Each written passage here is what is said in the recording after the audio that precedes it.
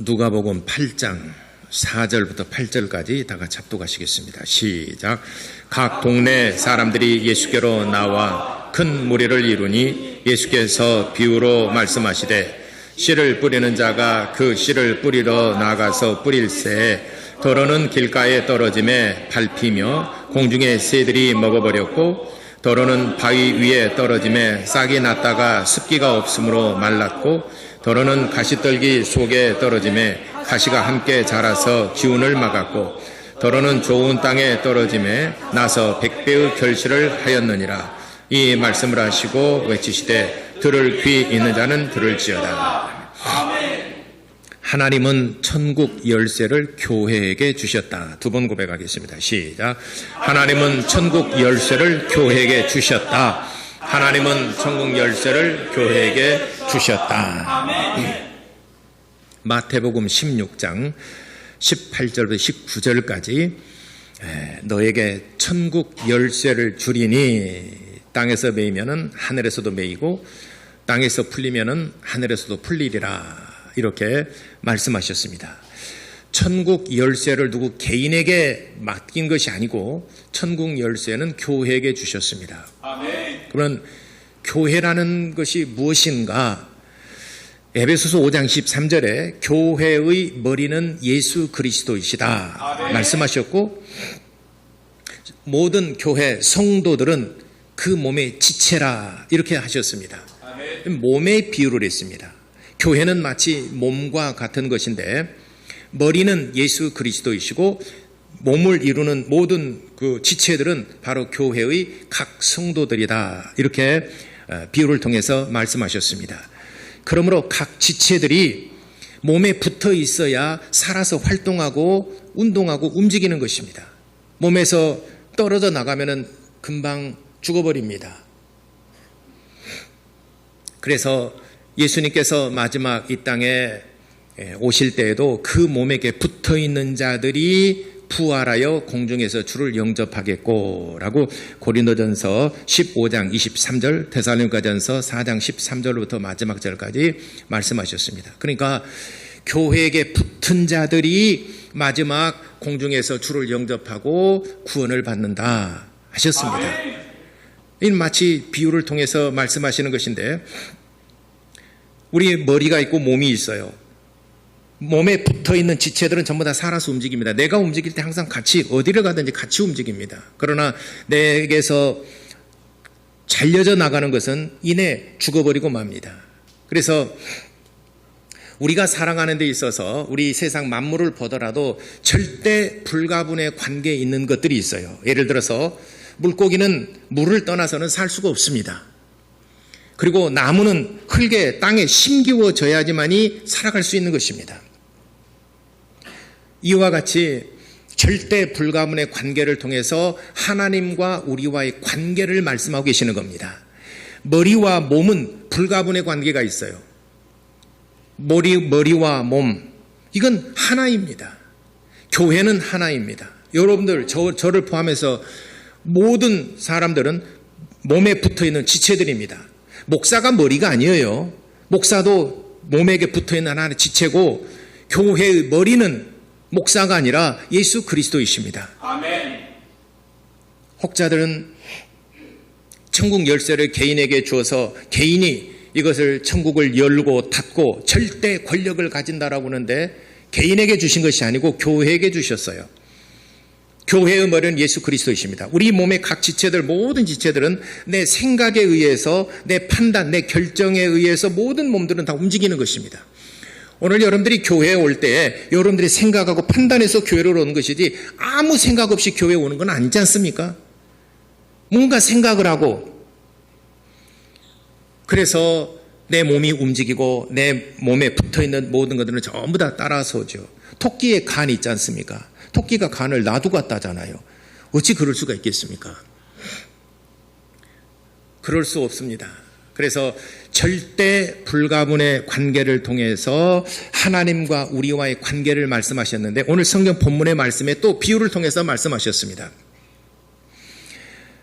마태복음 13장에 나와 있고 마가복음 4장에 나와 있고 누가복음 8장에 나와 있습니다. 요한복음에는 기록되지 않았지만 마태, 마가, 누가복음에 기록된 이 세 가지 이야기가 있는데 마태복음 13장에 기록한 걸 보게 되면은 천국의 7가지 비유에 대해서 말씀하셨습니다. 마태복음 13장에 누가복음, 마가복음 4장 기록됐고 오늘 본문에 누가복음 8장에 기록되어 있습니다.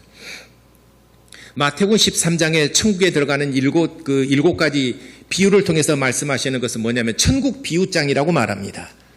마태복음 13장을 천국 비유장이라 이렇게 말하는데 저는 좀 더 천국 비유장이라는 말보다는 좀 더 정확하게 말하자면은 천국에 들어갈 수 있는 길을 알려주는 비유다 이런 말이 더 정확할 것 같습니다.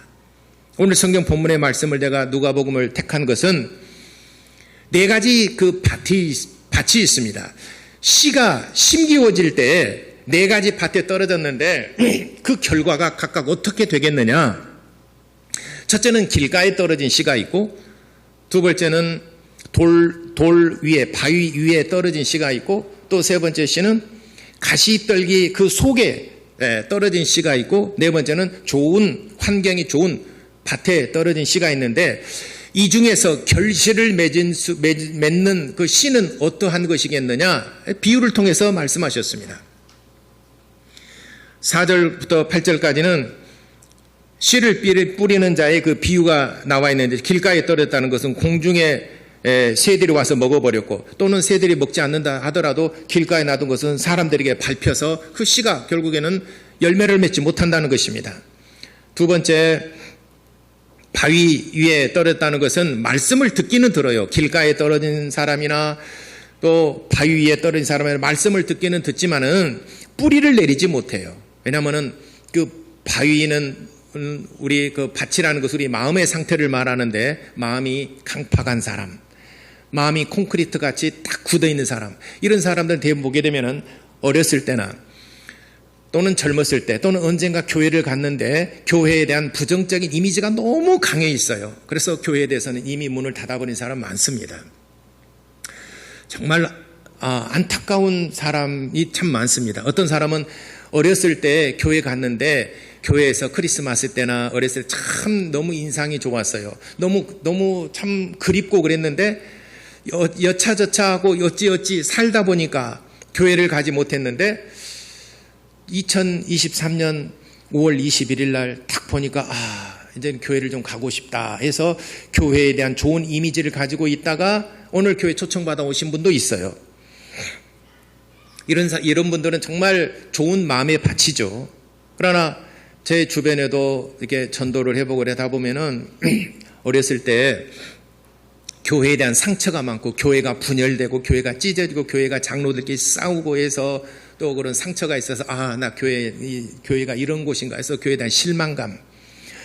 또 어떤 사람은 제가 다니던 교회에 있었는데 교회 와서 누군가가 이제 오늘 여러분처럼 초청을 받아가지고 교회에 딱 와서 이제 성가대 찬양을 하는데 성가대 저쪽 제일 위쪽에 오른쪽 상단에 제일 위쪽에 있는 사람이 딱 보니까 내 돈 띄어먹은 사람이 저가 있어요. 내 돈 띄어먹은 사람. 이거. 그래서 세상 교회는 도둑놈들만 다 먹어요. 사기꾼들만 교회 안 다녔다잖아요. 교회 이미지가 굉장히 안 좋아졌잖아요. 그 사람은 앞으로 정말 교회를 다시 갈 수 있는 기회가 있을까 싶을 정도로 진짜 모처럼의 기회를 잘 이렇게 살렸는데만 교회에 대해서 실망을 하고 그래서 교회를 다니지 못한, 교회에 대한 이미지가 좋지 못해서 다니지 못한 사람. 그러다 보니까 마음의 문을 빗장을 걸고 열질 않는, 교회를 어쩔 수 없이 교회를 따라 한번 와봤지만 그러나 마음의 빗장을 걸고 열지 않은 사람. 이 사람은 돌 위가처럼 이미 마음이 점점 굳어져 버린 사람. 그러나 불가능한 것은 아니에요. 우리 교회에 와서 좋은 이미지를 가지면 되지 않습니까? 저의 인상처럼 우리 좋은 이미지를 가지면 되지 않습니까? 그래서 결국은 결실하지 못한다라고 하는데, 또 가시떨기 속에 심기어진 뿌려진 씨가 있어요. 이 씨는 말씀을 듣긴 들어요. 뿌리도 내립니다. 기쁨으로 말씀을 받아요. 그런데 가시도 함께 자라기 때문에 너무 찔리는 것들이 많아요. 말하자면 이 세상에 너무너무 얽히고 설킨 것들이 많아요. 그래서 이거 모든 걸 다 해결하고 가야지. 나는 지금 교회 다닐 때가 아니야 라고 하는 사람들이 있습니다. 옥토밭에 떨어졌다는 것은 좋은 땅에 떨어져서 100배의 결실을 맺느니라. 이렇게 4절부터 8절까지 말씀하셨는데 제자들이 이 말씀을 깨닫기가 참 둔하고 이 말씀이 무엇을 의미하는지 어렵더라 이 말이죠. 우리는 다 알잖아요. 그죠? 우리는 이미 다 알아요. 근데 이 제자들이 조금 덜 떨어졌나 어쩌나 제자들이 예수님께 물었어요. 이 비유가 무엇을 의미하는 것입니까? 라고 9절에 보니까 제자들이 이 비유의 뜻을 물었어요. 그랬더니 예수님께서 하늘나라의 비밀을 아는 것이 너에게는 허락되었느니라. 그러나 다른 사람에게는 비유로 하나니 이는 그들은 보아도 보지 못하고 들어도 깨닫지 못하게 하려 함이라. 이 비유는 이제 신은 하나님의 말씀이라 그랬습니다. 이제 본격적으로 예수님께서 제자들에게 이 비유에 대해서 설명을 하고 있습니다. 신은 하나님의 말씀이고 네 가지 밭은 말씀을 듣는 모든 사람들의 마음을 상태를 얘기하는 것입니다. 그래서 돌밭에 떨어졌다는 것 12절에 길가에 있다는 것은 말씀을 듣지만 마귀가 가서 그들이 믿어서 구원을 얻지 못하게 하려고 그 마음 속에서 말씀을 빼앗는 자요 라고 그랬습니다. 구원을 얻지 못하도록 하나님의 말씀을 듣기는 들어도 구원을 얻지 못하도록 그것에서도 말씀을 빼앗는 자요 그랬습니다. 그러니까 이 사람은 길가에 떨어졌으면 노출되지 않도록 흙에다가 그 씨를 이렇게 흙을 덮어주고 물을 줘서 갖고 와야 되는데 노출되어 있어요. 아무 관리하지 않는다는 것이죠. 이 말씀이 그러한가 하여 관심을 갖고 좀 더 깊이 생각해보고 하는 것이 아니라 관심을 두질 않아요. 그냥 나는 관심 없어 교회에. 나는 관심 없이 그냥 방치해둔 사람. 이 사람은 마귀가 와서 그 구원을 얻지 못하도록 말씀을 빼앗는 자예요. 그러니까 의심이 많은 사람들. 하나님이 살아계시다. 요즘 시대에 하나님이 눈에 보이나? 그리고 천국과 지옥이 있다는데 천국이 어디가 있으며 지옥이 어디가 있어요 요즘 세상에? 라고 하나님의 말씀에서 자꾸 거부하는 사람. 진짜 있을까? 저도 처음에 그랬어요. 저도 20살 때 교회 처음 나갔는데 목사님이 예수 믿어야 천국 가고 예수 믿지 않으면 지옥 간다고 그러게 웃기고 있네 정말. 그래서 저는 교회 그만 다니려고 생각했습니다. 교회는 나이 든 사람이나 이제 사람 만나려고 다니는 것이지 교회 젊은 사람들이 다니는 것이 아니구나 그런 생각을 했는데 결정적으로 제가 교회를 안 다니려고 했던 이유가 하나 있었어요. 그렇지 않아도 다니기 싫었는데 목사님이 설교할 때 이 세상에서 아무리 악한 일, 곧 살인을 하고 도둑질을 해도 예수를 믿으면 죄 사함 받고 천국 갑니다. 할렐루야. 그러니까 아멘. 아무리 착하게 살아도 예수 안 믿으면 지옥 갑니다. 아멘. 이 교회는 내가 그만 다녀야 되구나. 이 교회가 이런 것인가. 여러분도 이해가 안 되죠? 제가 그랬어요. 그래서 나 교회 그만 다니려고 그랬어요. 그래 우리 누나가 전도를 했는데 누나한테 나 이제 교회 그만 다니려고 했어. 왜? 그랬더니 오늘 목사님 설교 그랬잖아. 착하게 살아도 지옥 가고 나쁘게 살아도 천국 간대. 그러니까 교회가 무슨 의미가 있겠어? 그랬던 사람입니다 제가. 그래서 자꾸 거부하고 하나님 말씀에 의심하고 받아들이지 않는 사람. 이 사람은 길가에 떨어진 밭과 저의 마음이 그랬습니다. 근데 사람에게는 불가능이 있어도 하나님께서 고치지 못할 사람은 없어요. 아멘. 청송 감호소 누구 장로님이시죠? 어제 박효진 장로님이 하신 말씀이에요. 하나님이 고치지 못할 사람은 없다. 사람이 고치지 못할 사람은 있어요. 분명히. 그러나 하나님이 고치지 못할 사람은 없다. 저 같은 사람. 저도 처음에는 교회 갈 때 마음이 좀 강팍했습니다. 강팍했다기보다는 더 이해가 안 되니까 교회 다니는 것이 싫어지는 것이죠. 자, 두 번째는 돌밭 위에 떨어졌다. 돌밭 위에 떨어졌다. 바위에 떨어 13절에 말씀을 들을 때 기쁨으로 받아요. 아, 오늘 참 말씀이 좋았어. 은혜스러웠어. 그렇지만은 뿌리가 없어요. 뿌리를 내리지 못합니다. 돌에 뿌리를 내리지 못합니다. 그래서 잠깐 믿다가 교회 몇 주간은 나와요. 잠깐 믿다가 시련을 당할 때, 또 환난을 당할 때, 또 어려운 일을 당할 때 그만 믿음을 배반하는 자요.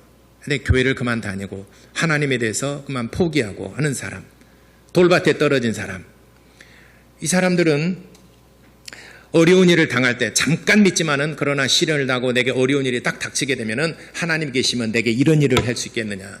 하나님이 살아계시다면은 내게 이런 왜 시련을 안겨주는 것인가 하고 하나님을 원망하고 하나님을 떠나는 사람들, 뿌리를 내리지 못하니까 그렇다는 것입니다. 세 번째는 14절에 가시떨기에 떨어졌다는 것은 말씀을 듣고 또 뿌리도 내려요. 그러나 가시도 함께 자랍니다. 그래서 나를 찔르는 것들이 너무 많아요. 나를 찔르는 것들이 무엇이냐? 이 말씀을 들은 자이나 지내는 중 이생의 염려, 이 세상 살아가는데 염려, 근심, 걱정이 너무 많아요. 그러니까 말씀을 들을 때도 세상 걱정하고 있는 사람 많아요. 이달 말까지 내가 돈을 막아야 되는 돈을 누구한테 구할까? 또 이번 달까지 월급을 줘야 되는데, 이번 달에 내가 뭘 해야 되는데 세상의 염려, 근심, 걱정. 아이고, 자식도 이렇게 해야 되는데 자식 문제 걱정, 부부간의 걱정, 경제적인 문제 걱정, 건강의 문제 걱정, 노후 문제 걱정, 앞으로 다가오지 않았지만 멀리 다가올 일에 대한 걱정하느라고 하나님을 잘 믿지 못하는 사람, 이생의 염려, 그 다음에 재물의 향락, 이런 것들의 기운이 막힌다는 것입니다. 이 재물의 향락, 지금까지 유사 이래로 오늘날 지금 시대처럼 향락 문화가 발전한 시대가 없었어요. 향락 문화, 물질로 인한 돈을 벌고 또 물질을 씀으로 인해서 기쁨을 누리는 이런 향락 문화. 청소년들이나 청년들, 젊은 친구들은 오락, 게임. 가끔 우리 예전에 청년 중에 한 친구가 좀 늦게 와요, 교회를. 또 안 나와요. 그래서 물어봤어요. 너는 교회를 안 나오냐? 여기 교회 좀 나와라 그랬더니 피곤해요. 세상에 피곤하지 않은 사람은 어디가 있냐? 다 피곤해도 이기고 나와라. 그랬더니 가만 내가 이 얘기를 들어보니까 새벽 6시까지 게임하고 잠이 들어요. 그럼 오전 내내 자요. 오전 내내 자고 오후에 일어난 사람은 거의 부활이지 그게 깨어난 겁니까? 죽었다가 살아나는 부활 수준이죠. 어떤 사람은 집사님 좀 아무개 좀 나오라 그래. 좀 깨워가지고 나오세요. 그랬더니 말도 마세요, 목사님. 새벽 6시에 토끼 눈 돼 갖고 5, 6시까지 오락하느라고 게임하느라고 나오지를 못해요. 그런다는 것이죠. 그러니까 향락 문화, 젊은 친구들은 또 오락이나 게임이라든 향락, 나이 든 사람들은 향락 문화, 이런 것들 때문에 결국에는 세상의 문화, 이런 향락 문화, 이생의 근심과 걱정거리가 너무 많아서 신앙생활을 제대로 하지 못한 사람, 가시떨기에 떨어진 사람입니다. 그다음에 네 번째로 좋은 땅에 있다는 것은 15절에 착하고 좋은 마음으로 말씀을 듣는다라고 그랬습니다.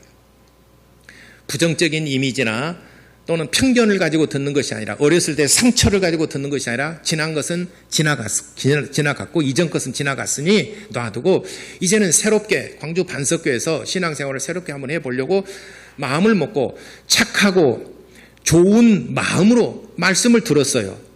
그리고 중요한 것은 인내한다는 것입니다. 오랫동안 이 말씀을 듣고 말씀을 지키고 인내가 필요합니다. 그래 하게 되면은 100배의 결실을 맺느니라, 이렇게 말씀하셨습니다.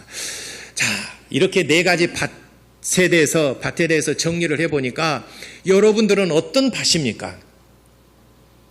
여러분들의 지금 마음의 상태는 어떤 밭인 것 같습니까? 돌밭? 아니면 길가? 나는 염려 근심이 너무 많아. 가시덤불? 아니면 그래 나는 좋은 밭? 이 중에 여러분들 어떤 밭입니까? 다 틀렸어요. 여러분들 마음 내가 다 읽어보니까 이미 여러분 마음 결정이 다 틀렸어요. 네 가지 밭이 다 있어요, 여러분 안에. 길가도 있고 돌짝밭도 있고 가시덤불도 있고 좋은 부분도 있어요. 다 있어요. 맞습니까? 나는 완전히 돌밭이야. 나는 완전히 콘크리트야. 그렇지만도 않아요. 또 이쁜 구석도 있어요. 한쪽 구석에는 하나님을 믿고자 하는 또 한편은 두려움, 하나님의 그 심판에 대한 두려움 한편에는 있어요. 된 겁니다. 칠흑같이 캄캄한 데서는 먼지가 있는지 이불을 털어도 이것이 먼지가 있는지 없는지 잘 모릅니다. 그런데 우리 어렸을 때 보면은 창가로 그 신랄같이 정말 한 줄기 빛이 쫙 지금 들어오잖아요. 그럼 먼지가 그 사이로 차차차차차 먼지가 있으면 아이고 그 먼지통에서 어떻게 살까? 문 열어놓고 청소하잖아요. 그러나 그 한 줄기 빛이 없으면은 내가 지금 어둠 그 먼지 속에 있는지 뭐 알지를 못하는 것이죠. 오늘 여러분 심령에 한 줄기의 빛이 바늘구멍으로 여러분들이 들어간 좋은 구석이 있습니다. 그러니까 다 길가만도 아니고 다 돌짝밭만도 아니고 다 가시덤불만도 아니에요. 좋은 구석도 있고 정말 희망과 소망이 있는 그런 한쪽 부분도 있다는 것을 여러분들이 깨달으시기 바랍니다. 지금도 목사인 저에게도 이 네 가지 밭이 다 공존하고 있어요. 함께 있어요. 어떨 때 보면은 참 마음이 강팍하기도 하고 어떨 때는 저도 근심 걱정해요. 저도 그런 거 걱정합니다. 근데 중요한 것은 예수님께서 이 네 가지 밭에 대한 비유를 통해서 우리에게 말씀하신 메시지를 준 중요한 것은 뭐냐면은 이 세 가지 밭은 절대로 구원받지 못한다는 것입니다. 그렇기 때문에 좋은 밭으로 만들어라. 개간하라. 길가는 그 땅을 파서 좋은 밭으로 만들어서 씨가 심겨지면은 흙으로 덮고 물을 줘서 가꾸서 길가도 얼마든지 개간할 수 있지 않습니까? 좋은 밭으로 만들 수 있지 않습니까? 돌은 걷어내면 되지 않습니까? 돌을 걷어내고 거기다가 좋은 밭을 만들면 되지 않습니까? 땅이 없으면은 흙을 토양을 받아가지고 거기다가 좋은 밭으로 만들면 되지 않습니까? 가시덤불을 전부 다 헤쳐내고 그리고 자라게 좋은 밭으로 만들면 되지 않습니까? 옥토밭으로 만들게 되면은 그것이 우리의 신앙생활이에요. 그것이 1년이 걸릴지 5년이 10년이 걸릴지 30년 50년이 걸릴지 지금까지도 저는 계속해서 밭을 개간하고 있어요. 왜냐하면 그런 세 가지 밭의 유형들이 지금도 내 속에 남아 있어요. 계속해서 개간하는 것입니다. 좋은 마음의 밭이 되도록 하나님의 말씀을 들을 때 저도 좋은 밭이 되도록 결실할 수 있도록 지금도 개간하고 있어요. 저도 지금도 길가도 같은 마음에서 때에 따라서는 어떤 말씀 들어도 그냥 방치해버린 경우도 있어요. 내 마음이 어떤 때는 강팍한 것도 있고 세상의 염려도 있고 근심도 있고 그렇습니다. 목사라고 해서 항상 좋은 마음의 토양만 있는 것이 아닙니다. 오늘 처음 나오신 분이고라 하더라도 또는 어렸을 때 교회에 대한 상처를 받으신 분이 하더라도 전부 다 콘크리트나 길가도 같은 사람이 아니에요. 좋은 마음의 밭 구석도 있어요.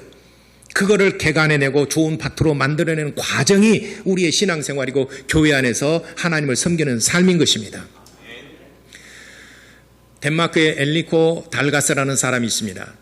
이 사람은 1823년에 출생하셔가지고 19세기에 그 덴마크를 일구었던 정말 위대한 인물입니다. 엘리코 달가스라는 사람이 그 군인 출신입니다. 군인 장교 출신입니다. 근데 그 프로이센하고 전쟁에서 덴마크가 두 번의 전쟁을 합니다. 한번 그 달가스에 대해서 한번 올려 보세요. 프로이센하고 두 번의 전쟁을 통해서 덴마크가 두 번 다 패전합니다. 그러니까 전쟁에 두 번에서 패전을 하고 나니까는 이 덴마크 온 나라가 정말 황무지가 돼버렸어요. 폐허가 돼버린 것입니다. 우리나라도 일제시대와 그리고 6.25 동란을 통해서 우리 한반도가 전역이 완전히 폐허가 돼버렸지 않습니까? 근데 다시 일구었어요. 우리나라 한 번의 전쟁을 통해서 나라가 온 한반도가 이렇게 황무지가 돼버렸는데 프로이센과 전쟁에서 덴마크도 온 전역이 황무지가 돼 폐허가 돼버렸습니다. 이분이 그 엘리코 달가스라는 사람 그때 그 전쟁에 참전했던 장교 출신입니다. 근데 이제 전쟁에 두 번 치고 그리고 이제 전역을 하고 사회 운동가로서 이제 덴마크를 개간하는데 자기 가까운 지인들 친구들과 더불어서 한 회를 만들어서 모임을 만들어서 이 황무하고 황폐해버린 땅을 개간하자. 그래서 황폐한 이 땅을 개간해서 나무 심기 운동을 합니다. 그래서 덴마크 전역에 많은 나무를 심습니다. 처음에는 누가 관심도 가지고 너무너무나 막막하니까. 그런데 나무를 심고 또 나무를 심고 뜻을 같이 한 사람들이 나무를 심고 나무를 심다는 게 하루아침에 되는 거 아니지 않습니까? 10년이 지나고 20년이 지나고 30년이 지나고 보니까 나무가 이상 크게 자랍니다. 그러다 보니까는 사회 환경이 변화되고 그리고 동식물들 그리고 그 밭을 개간해서 이제 식물을 얻을 수 있는 그런 환경이 됩니다. 그래서 그 덴마크 전역이 이제는 살기 좋은 땅으로 전역을 살기 좋은 땅으로 만들었는데, 오늘날의 덴마크는 우리 대한민국보다도 2배 정도 국민 1인당 국민 소득이 높고 잘 사는 나라가 됐습니다. 그리고 19세기 지나고 19세기에 그러니 그 20세기 들어서면서부터는 자연과학의 본산지가 되는 것입니다. 코펜하겐, 덴마크 수도 코펜하겐 있죠. 코펜하겐은 자연과학의 본산지 최고의 코펜하겐 학파, 여러분 다 알아서 톰슨이라지 보어 또는 러더포드 이런 사람들이 양자역학의 발판을 만들었던 사람이지 않습니까? 이 코펜하겐 학파의 그 자연과학의 힘은 엄청납니다. 그래서 자연과학의 그 본산지가 바로 덴마크 코펜하겐입니다. 그래서 덴마크가 이렇게 오늘날의 정말 부강한 나라, 또 잘 사는 나라로 만들 수 있었던 것은 황무한 전쟁으로 인해서 폐허가 된 그 땅을 개간해낸 바로 엘리코 달가사라는 사람이 있었기 때문에 가능했던 것입니다. 개간해서 나라를 좋은 나라로 만든 것입니다. 여러분도 지금 세상과의 싸움, 세상과의 삶 속에서 여러분들의 심령이 황무하게 되고 황폐하게 되고 영적으로는 정말 시달리고 고통스럽지 않습니까? 요즘 세상 살아가는 것이 정말 어렵습니다. 금리는 오르죠, 물가는 오르죠, 그리고 소득은 적죠. 그러다 보니까 우리의 삶이 정말 말이 아니고 형편이 아니고 정말 황무한 이 세대를 살아갑니다. 이런 상태 속에서 또 우리가 하나님을 믿어야 되니 참 마음이 공하고 많이 힘든 줄 압니다. 그런 땅이라 하더라도, 그런 마음의 상태라 하더라도 여러분 개간해냅시다. 좋은 땅으로 개간해냅시다. 개간해낸다는 것은 정말 힘이 들어요. 어렵고 힘들어요. 오늘날 우리나라가 이렇게 잘 살 수 있었던 건 우리 부모님의 세대가 정말 초석이 되었고 헌신하고 그렇게 일구었기 때문에 오늘날 우리 후대 사람들이 이렇게 부강한 모든 것들을 누리며 살아갈 수 있는 그런 행복한 나라가 되지 않습니까? 우리 부모 세대들은 정말 고생하고 아무 얻은 것은 없지만은 그러나 정말 힘들게 어렵게 황무하고 황폐하게 된, 그리고 일제시대와 6.25 동란을 통해서 이렇게 폐허가 된 우리나라를 다시 살려내신 분들 우리 부모 세대들입니다. 얼마든지 가능하지 않습니까? 그러나 우리는 요즘에는 우리 마음이 그렇게 황무하고 물가가 오르고 금리가 오르고 월급은 작고 일자리는 없고 제한되어 있고 그러다 보니까 삶이 정말 어렵고 힘들지만, 그러나 이런 상황 속에서도 우리 부모님들이 이 세대를 일구었던 것처럼 달가스가 또 한 사람이 그런 사회운동을 통해서 오늘날의 덴마크를 세계적인 부강한 나라로 만들었던 것처럼 개간을 하고 우리가 일하고 가꾸는 것은 힘이 들어요. 그렇지만은 나중에는 여러분들의 심령이 정말 풍요롭고 여러분 자녀들이 잘되고 복되고 여러분들이 노년과 또 여러분들의 자녀들이 정말 행복한 시대를 맞이할 수 있는 날이 반드시 오게 될 줄을 저는 믿습니다. 그러려면 우리가 개간해내고 우리가 일구어야 됩니다. 좋은 밭으로 만들어야 됩니다. 하나님의 말씀을 들을 때 이 말씀이 그런가에 더욱더 관심을 가지고 우리가 신앙생활을 할 수 있는 그런 삶을 살 때에 하나님께서는 나중에 복을 더하여 주시는 것입니다. 그렇다면 우리가 어떻게 길가와 돌짝밭과 가시밭을 어떻게 옥토로 만들 것인가? 첫째는 여러분들이 예배에 성실하시기 바랍니다. 예배는 우리의 마음을 개간해낼 수 있는 최고의 장비를 가지고 또 개간해낼 수 있는 그런 좋은 환경인 것입니다. 예배. 그리고 여러분들 하나님 앞에 기도하시기 바랍니다. 여러분들이 무슨 염려, 근심, 걱정하는 것이 있습니까? 하나님께는 능치 못하심이 없습니다. 하나님께 기도하시기 바랍니다. 하나님께 어려운 일 있으면 부탁하시기 바랍니다. 우리 어머니가 우리 사남매를 키울 때에 저희 우리 교인들 다 아시겠지만 저 4살 때, 5살, 4살 때 우리 아버지가 돌아가셨어요. 제가 막내입니다.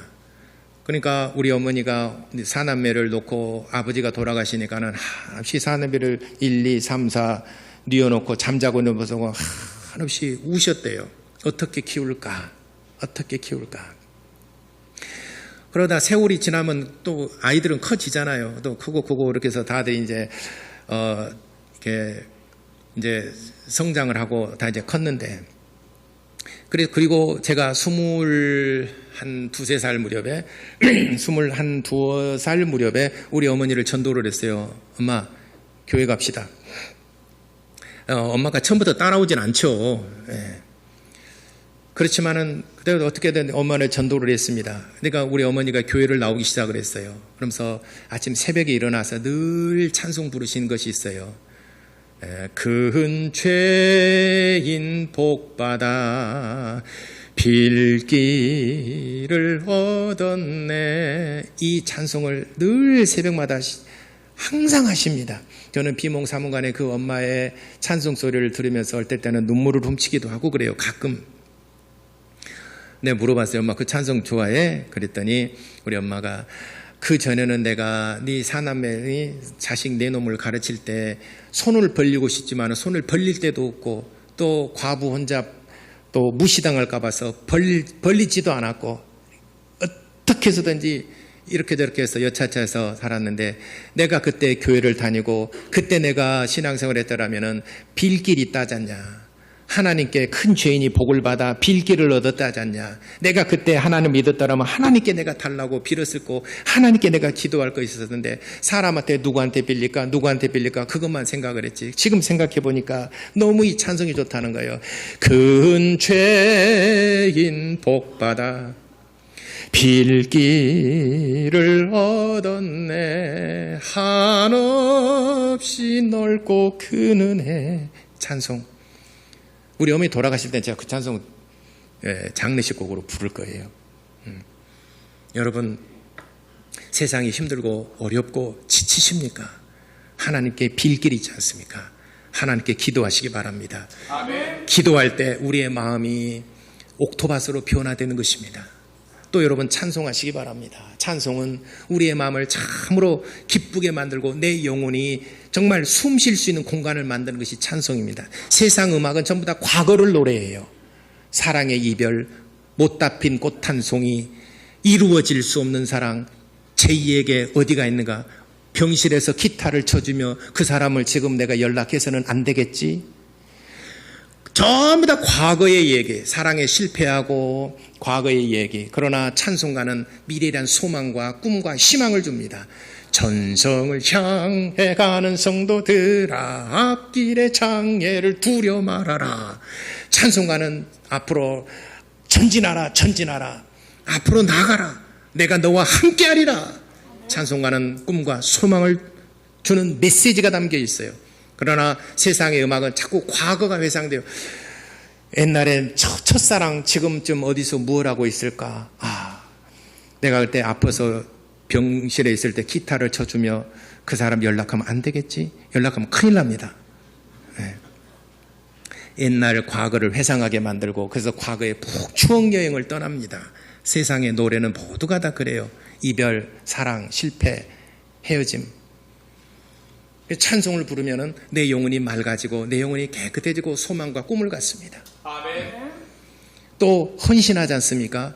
받는 것보다도 주는 기쁨이 배가 된다는 것을 여러분 경험하시기 바랍니다. 아멘. 내가 받는 것도, 도움을 받는 것도 기쁨이 있어요. 그러나 내가 남을 돕고 내가 헌신하는 기쁨은 그보다 갑절이나 더하는 것입니다.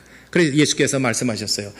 받는 것보다도 주는 것이 더 복이 있다 하신 말씀을 기억해야 할지니라. 실제로 그래요.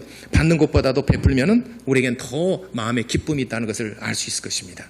그래서 내 마음에 늘 감동이 있고 생수가 샘솟고 생수가 솟아나고, 그러다 보니까 어느새 내 마음의 밭이 길가와 돌짝과 가시덤불이 어느덧 옥토가 되고 점점 옥토밭으로 변해되고 생수가, 황무지가 꽃이 피고 사막에 샘이 넘쳐남과 같이 내 마음이 점점 그렇게 변화되더라는 것입니다. 그런 성도 여러분 되시기를 예수 이름으로 축원합니다. 기도하겠습니다. 말씀과 예배, 기도, 찬송, 헌신 이 모든 것들은 내 마음을 개간해내는 좋은 도구입니다. 좋은 환경입니다. 그렇게 해서 내 마음이 가시덤불의 길가와 또 돌짝밭 같다 하더라도 과거의 것은 지나갔으니 다 버리시고 이제는 내 마음이 옥토밭으로 변화될 수 있도록 하나님 나를 도와주십시오라고 기도하겠습니다.